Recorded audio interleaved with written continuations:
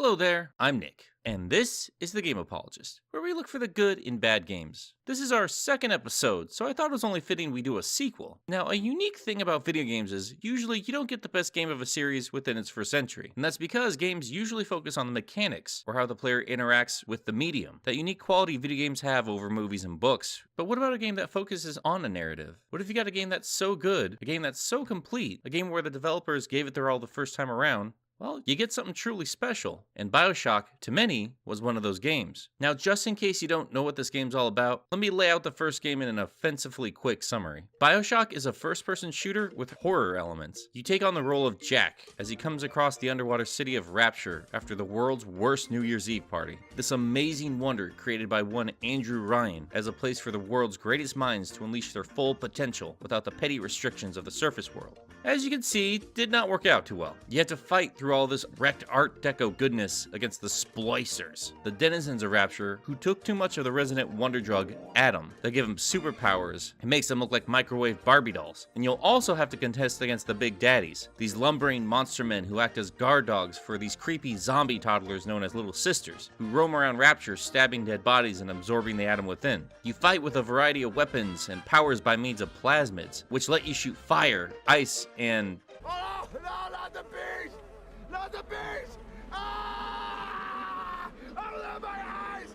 My eyes! Ah! Ah! Sorry, that joke had happened. I'm sorry. Let's just move on. My skin's itching just watching this footage. As you explore, you'll find audio diaries, talk with a man named Atlas over a radio, uncover what happened to the city, and that's all I'm really comfortable telling you. Because unlike a lot of other games of this type and of the time, Bioshock focused on its insane narrative. Everything and everyone has its place and purpose, and as crazy as the story gets, it does come to a definitive close. About one of two closes anyway. There might be a couple of loose ends I'm not thinking of, but nothing that really comes to mind, and not without real heavy analysis, which actually is part of the appeal of Bioshock. We could talk about the obvious references to Ayn Rand and her works, how the game takes her objectivist philosophy to task by showing the potential outcome of such a society. We could talk about meta-narrative of video game storytelling, what it means to be an individual, or the subtle storytelling in the audio logs and the environment, that big crazy twist. All of this is what makes the story of Bioshock so compelling. And regardless of where you come down on the narrative, it does give you a lot to talk about. Even if you don't like it, or you disagree with the message, still doing its job because you're going to have a lot to debate, as can be seen in the countless videos, forums, and fan theories dedicated to the tale woven by Ken Levine and the team that was once known as 2K Boston. That's some pretty deep stuff, because it's at the bottom of the ocean.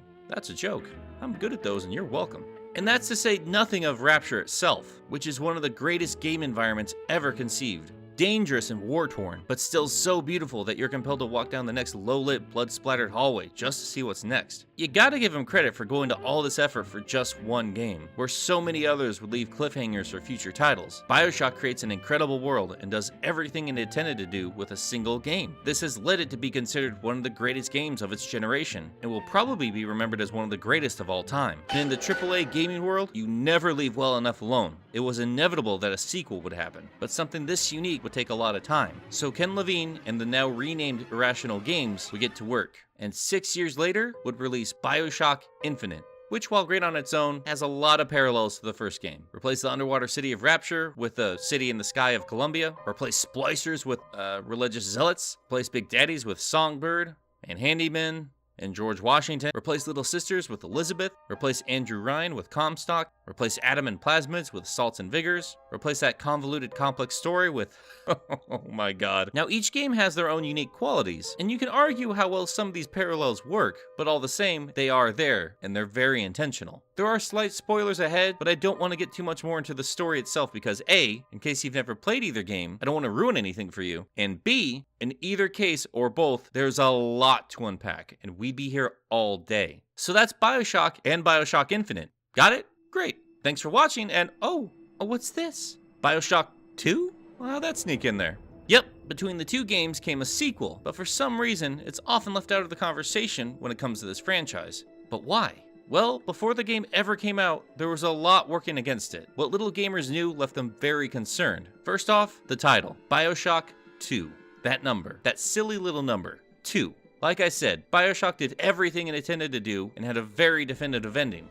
well, one of two endings. A 2 normally implies a continuation, and with a game that had such a heavy focus on the narrative, how the hell were they planning on continuing after that conclusion? And which one would it be? Which one was canon? Imagine making a Citizen Kane 2 or a Titanic 2, and you have a pretty good idea of how some people felt after seeing that number slapped on the end there. And surely we weren't going to be playing Jack again, were we? Well, no. We had a brand new protagonist, and with him, another warning sign.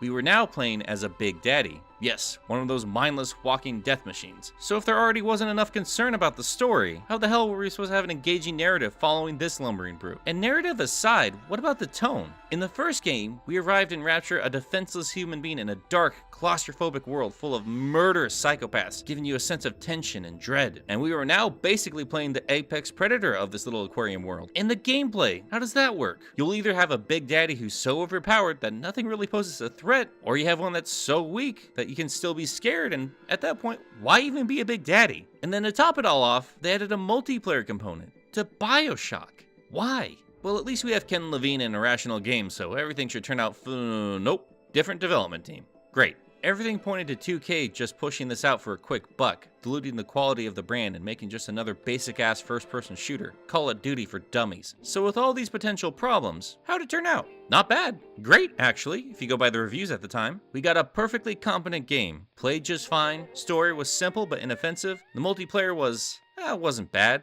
It was just there. And reviews basically said the same thing, with the game getting 8s and 9s out of 10s all over the place. And really, when people talk about problems in the series, don't be surprised if you actually hear more gripes about the third game, Bioshock Infinite. To understand what that means, we have to understand the problems of the first game. Yes, I know this is getting into the weeds a little bit here, but what were you expecting from a Bioshock episode? Look, regardless of how deep the narrative can get in Infinite or the original, they are still video game-ass video games. You're still shooting the ever-living hell out of everything around you. You still have collectibles, power-ups, bonkers superpowers, and the works. Bioshock had all this crazy crap, and it still plays perfectly fine, but it certainly could have used some fine-tuning. Shooting doesn't feel super great. You replenish health manually by pressing a face button, and you can hack machines by entering a puzzle minigame that completely breaks the flow of the main game, and this nonsense is everywhere. And as good as the story can be, they have this stupid black and white moral code nonsense in the form of whether or not you decide to kill little girls. Guess which choice gives you the bad ending? And if you decide to turn them back to normal, they somehow become even more grotesque. And then they end the game with this stupid boss fight with a giant metal man that you have to take down with the help of toddlers.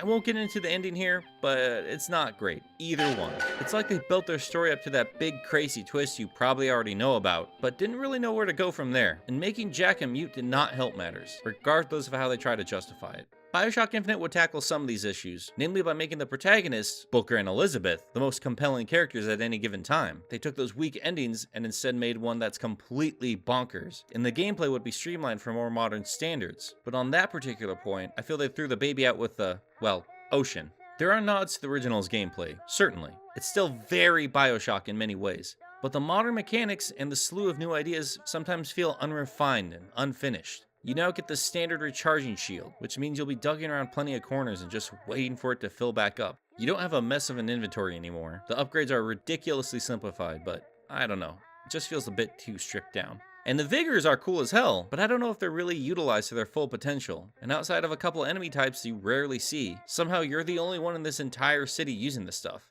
But again, that could be said for all three games. And Elizabeth's terror ability is, well, I mean, it's fine, but it's just there for the most part. It feels like they could have done a lot more with this, outside of just spawning stuff that should have already been there to begin with. And this emphasis on the skyhooks. I think it's pretty obvious that this was originally meant to be a means of traversal between areas, potentially for an open world setting or something like that. But they feel fairly pointless here. I mean, it looks cool in spots, sure, gives a roller coaster vibe to it, but in combat, it's just silly. And apparently everyone has one of these, which makes no sense. I mean, here's the gate between you and the holding cell of the single most important person in this society. But as long as you have a skyhook, up and over. Thank you very much, I'll see myself in. And then the DLC extra story, what the hell are they doing in Rapture? It looks ridiculous. And then the enemies themselves. Boys of Silence are these creepy dudes who stand still, shining a light you have to avoid.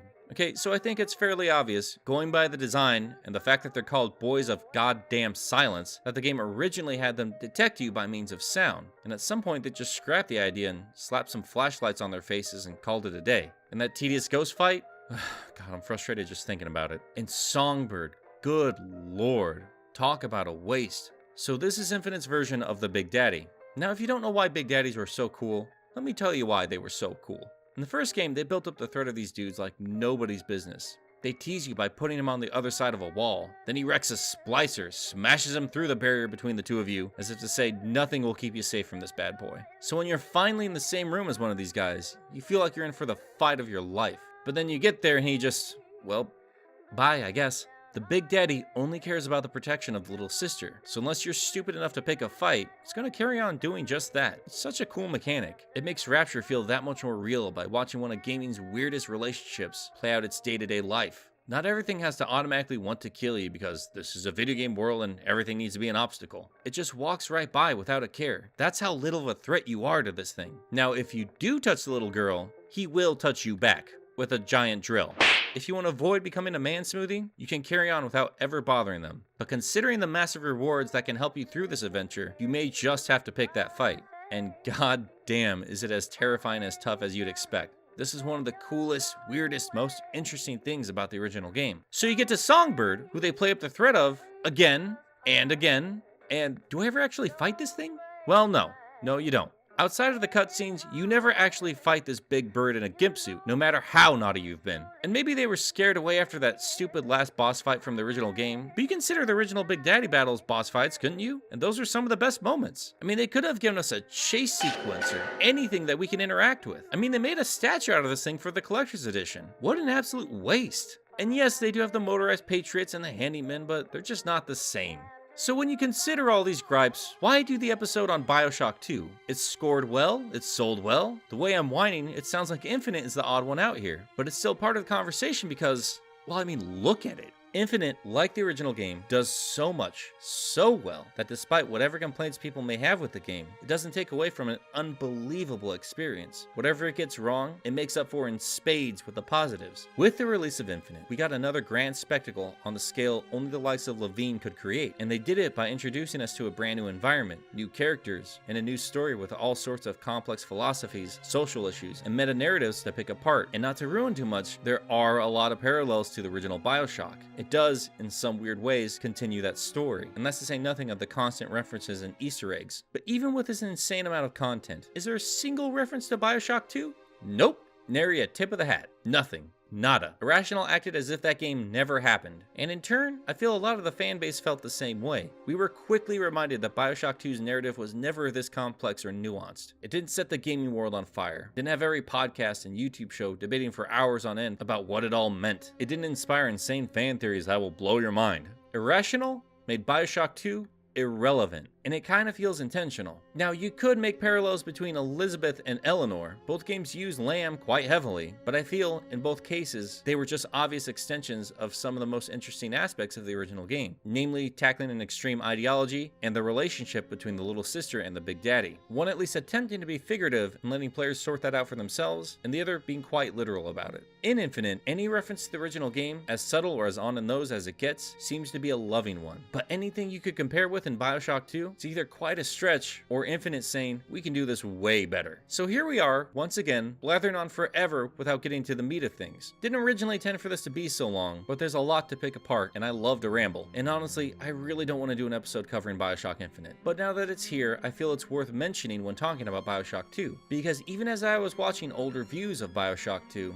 I was still shaking my head at some of the praise people were giving this game. Some talked up the multiplayer, the competent gameplay, some even said the story had improved thanks to its simplicity, and I think that's where Bioshock fans roll their eyes at the sequel. Without Levine, Bioshock 2 just doesn't seem to get it. The tone is gone.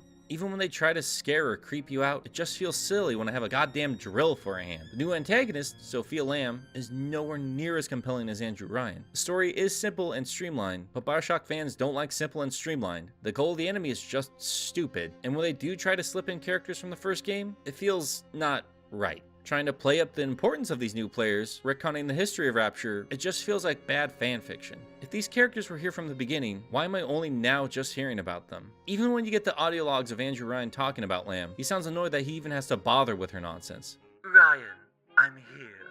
My cult will end your tyranny. Did I mention I'm here? I chose Rapture. God, what do you want? Sense of self is a plague.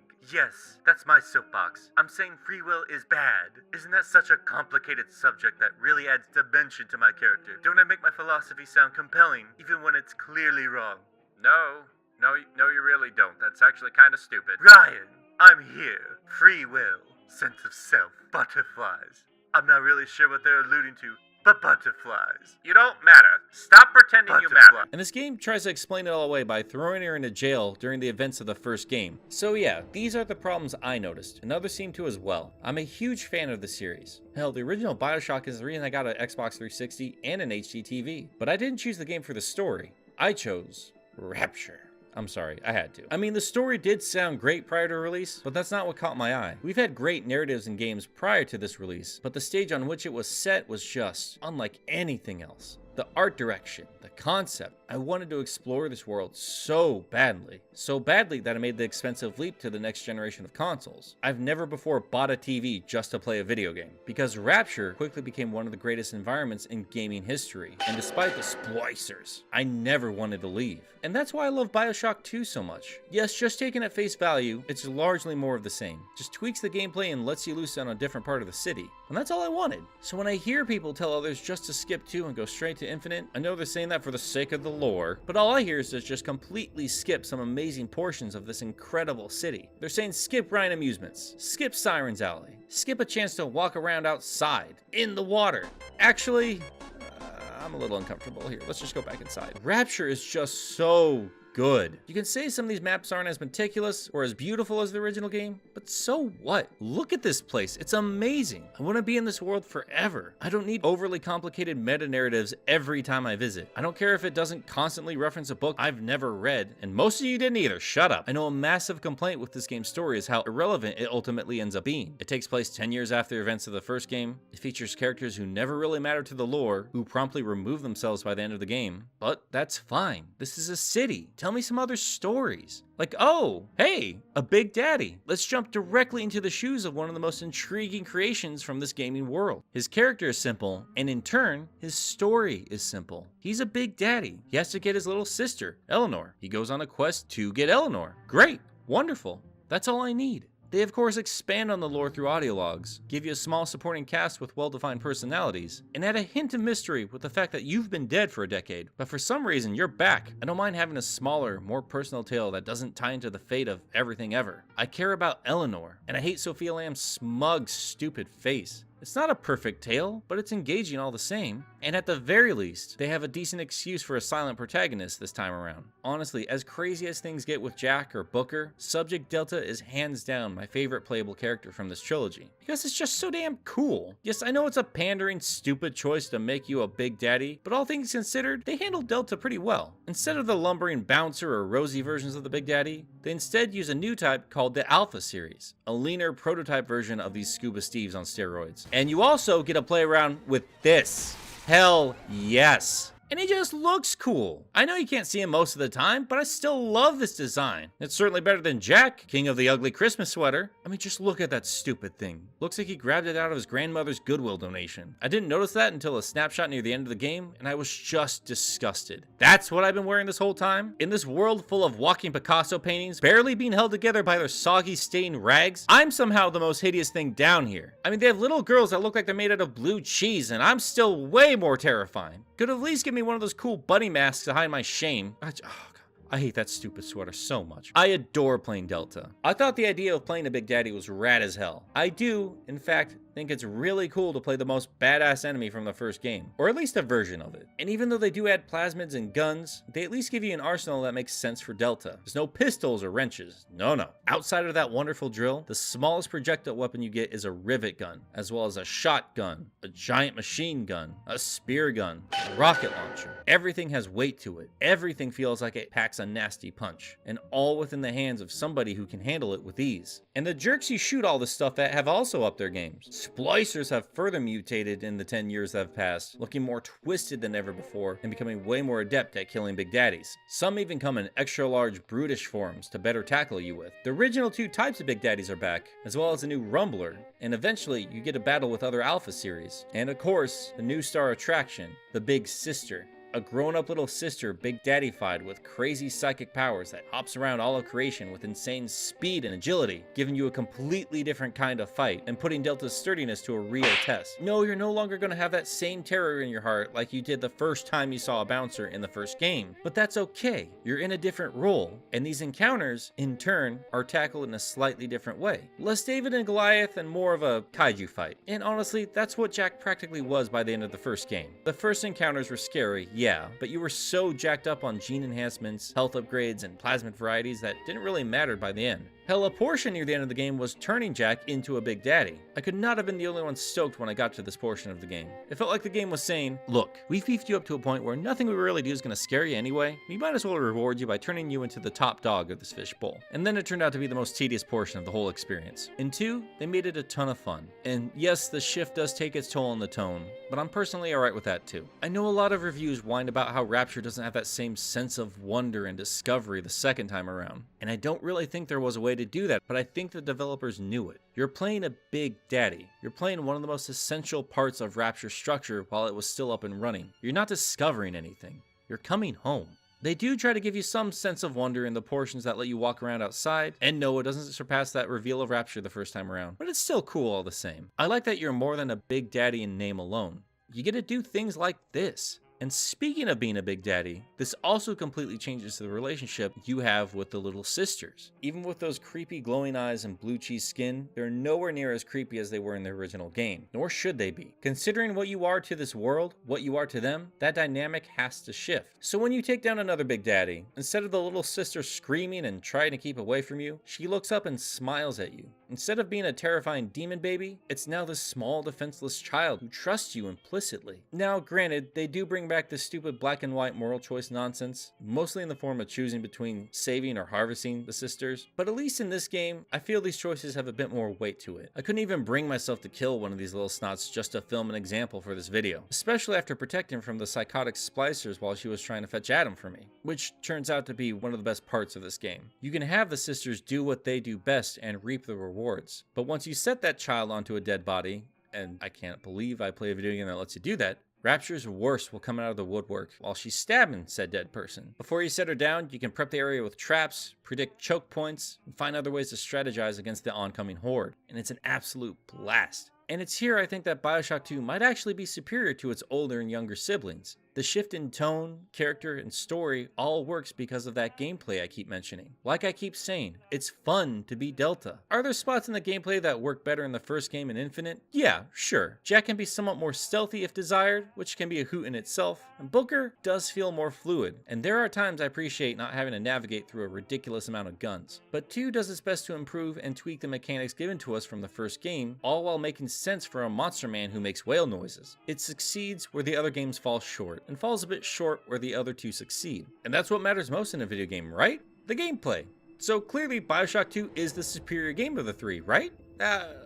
No, not really. If you put a drill to my head and made me choose, I would still choose the original Bioshock. But for all the reasons I just rambled, I don't think you should skip out on the second game if you love Rapture as much as I do. That's really all I'm trying to say here. If you have one of those friends who knows everything there is to know about video games and this series and they tell you to pass on this, maybe don't pass on this. And if you are one of those pretentious little punks who dismiss this game outright because your Lord and Savior Ken Levine didn't lend his golden touch to the development, stop pretending you're better than this. I'm sure you've read Atlas Shrugged 100 times and it's sitting right next to your special edition Big Daddy figurine and your Songbird plush, but these games are still games, full of stupid superpowers, gratuitous violence, and bang bang shoot the hell out of everything that moves gameplay. Bioshock 2 just isn't ashamed to admit it. But even with the improvements, none of these games are perfect mechanically. They're still disorganized, not sure what the hell they want to be at times, over-designed in spots, under-designed in others, this or that, but who cares? There just isn't anything else like this series in the gaming world. I mean, except, well, okay, it inspired a lot for the gaming world. And even though I say the original is still the best, while I'm playing the sequels, I have a hard time not putting 2 or Infinite on the first place podium. They're still amazing for their own reasons. And I didn't even mention Minerva's Den, the DLC extra story for Bioshock 2. I didn't mention it because, well, it seems to be the one area of the game that people recommend you play. But why this over the main game itself? still stars a Big Daddy, still generally plays like Bioshock 2, it still has a very personal story. I think it's probably because this is a nice, tight experience. While I do feel the story of Delta and Eleanor are fine, it probably didn't need to be a 15-hour experience. Again, I love the gameplay and the world, so no problems on my end, but Minerva's Den strips it down to just the bare essentials. And it's with this I feel you could find some future potential for this series. Bioshock 2, and more specifically Minerva's Den, shows the storytelling potential of Rapture. And now Columbia. We don't need to constantly revisit Andrew Ryan, Comstock, or any of these other big players of the Meteor games. There's still a lot of potential for smaller stories. I mean, the Minerva's Den team went on to make Gone Home. What could you do with Rapture if you gave it to the team behind Soma or Amnesia? Or man, could you imagine a virtual reality experience in Rapture? The city of Rapture was meant for the greatest minds to come together to unleash some amazing potential. Let smaller creative developers go nuts in this world while 2K hands off the bigger experiences to larger teams. Can't be the only one who'd love to see what the likes of Arcane could do with this brand. And just one last little thing before we surface for air. I wanted to read some extra thoughts from one Ace Stewart about the game, my lovely wife who is much smarter than me and has actually read Atlas Shrugged. She writes, I think it's also worth pointing out that while Bioshock 1 went with the perspectives of people at the top of the food chain, Ryan, Atlas, scientists, etc., Bioshock 2 gave you insight to the lesser characters. You saw what one man went through to try and be with his daughter. You saw the perspective of the little sisters even, and that was something we really didn't have the time or interest in thinking about when we were dealing with all the grandiose plotlines of 1. Bioshock 2 wasn't about grand New Year's Eve parties for the elite. It was about the working class. It was about the people who came to Rapture with their dreams and found themselves being subjected to the same helplessness of their former lives, but under the guise of Atlas Shrugged objectivism. I firmly believe that there was more character development packed into Bioshock 2 than either of the other games, and while that doesn't necessarily solidify it as the best of the three, it certainly does mean that it will appeal to a crowd that cares about that sort of thing. Bioshock 2 showed us even more of that dark, seedy underside of Rapture, the stomach-turning things done to the people who weren't elite and weren't smart enough to make it of their own merit, and it showed you the desperation that its denizens were left in the wake of that. Now, Ace does not speak for everyone who's read Shrugged or anything of that sort, but she does have an understanding of the source material and the game lore, and what makes for a chilling narrative. If you need further proof of that, go check out our podcast, Hollow. Shameless plug or not, it is a good listen, but I've gone on long enough. I know a lot of people remember this game fondly, and plenty of others are finally giving it a chance with that recent re-release of all 3 games. But to those afraid to dip their toes into this particular chapter, I say dive right in. The water's just fine.